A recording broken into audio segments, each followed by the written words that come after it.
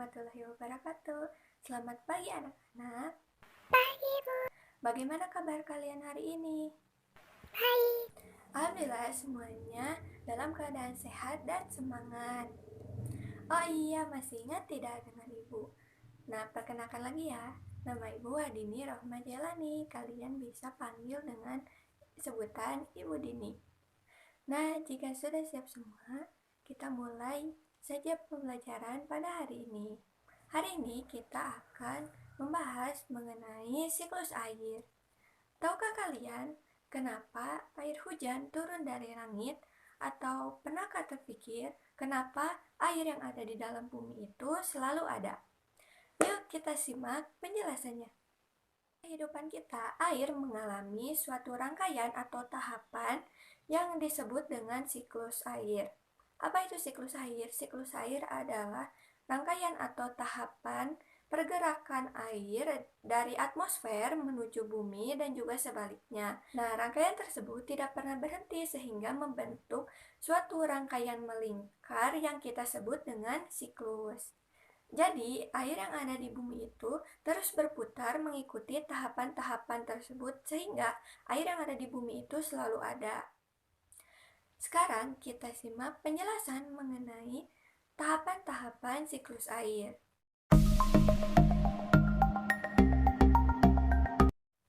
Nah, tahapan yang pertama yaitu adalah evaporasi atau penguapan.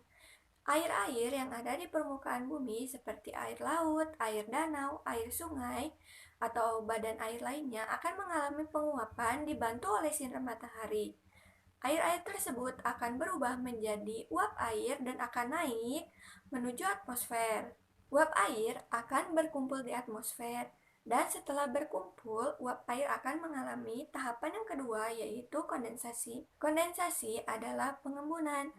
Pengembunan ini adalah suatu proses di mana uap air berubah menjadi air kembali dan akan membentuk awan hitam yang besar karena air terkumpul dengan banyak.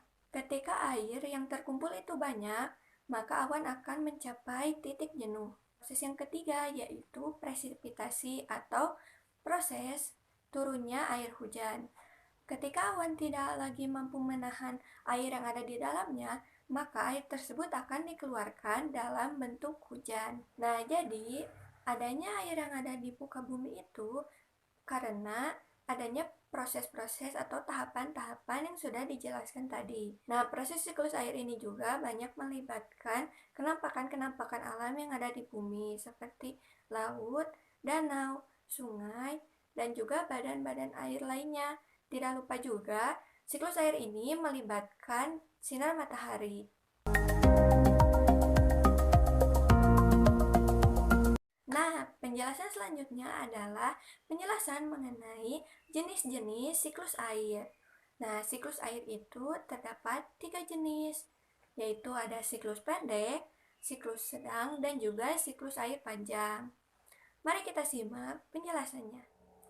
Jenis siklus air yang pertama yaitu siklus air pendek.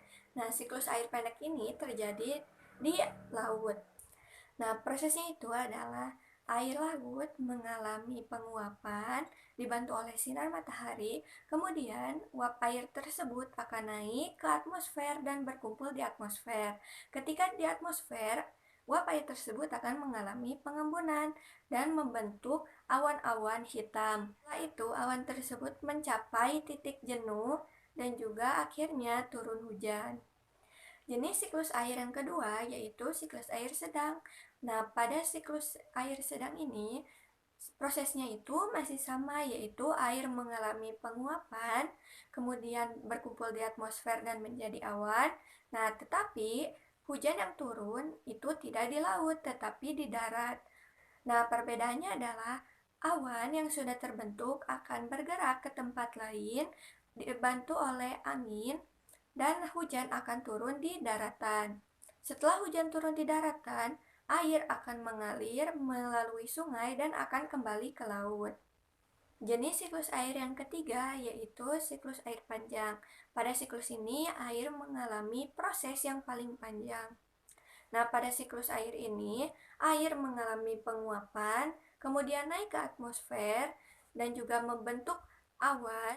Nah, bedanya pada siklus panjang ini, hujan yang turun bukan merupakan air, tetapi hujan es. Hal ini dikarenakan awan bergerak ke arah tempat yang memiliki suhu yang rendah.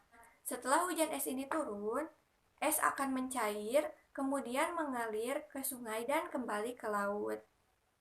Nah, sekarang coba kita bayangkan bagaimana jika sumber-sumber air tersebut tidak ada di muka bumi, maka proses tersebut tidak akan jalan. Oleh karena itu, kita harus menghemat air agar proses-proses siklus air tersebut terus berjalan dan air akan tetap tersedia di bumi. Nah, diingat ya untuk materi pada hari ini bahwa siklus air itu terdapat 3 tahapan.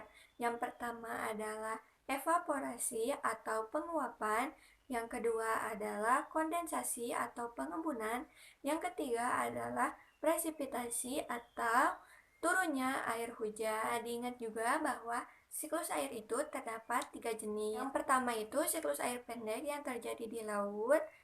Yang kedua siklus air sedang, yaitu perbedaannya adalah awan akan bergerak menuju tempat lain dan hujan akan turun di daratan. Dan yang terakhir adalah siklus air panjang, di mana hujan yang diturunkan itu adalah es bukan berupa air. Nah, untuk pembelajaran hari ini sudah selesai. Apakah ada yang ingin ditanyakan? Tidak. Oke, kalau begitu, jangan lupa dipelajari lagi materi yang sudah disampaikan agar lebih paham. Kalau begitu, Ibu akhiri pertemuan pada hari ini.